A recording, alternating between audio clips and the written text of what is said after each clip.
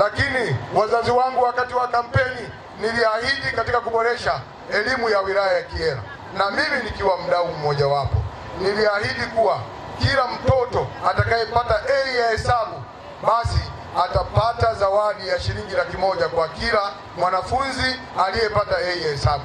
Bahati nzuri mwaka huu tumepata ndani ya wilaya ya Kyela watoto 40 wamepata A za hesabu, na mimi nimeshamwelekeza afisa elimu apange ratiba shilingi milioni 4 tuzikabidhi kwa wale vijana kwa maana ya wilaya nzima ya Kyela. Hiyo ni jambo ambalo mbunge liliahidi na nitaendelea kulitekeleza kwa miaka yangu 5 nitakapokuwa madarakani. Nitatoa A ya hesabu ili kuongeza nguvu ya watoto wetu kusoma masomo yale ya hesabu kwa kidato cha 4 na kidato cha 6 kwa shule za serikali.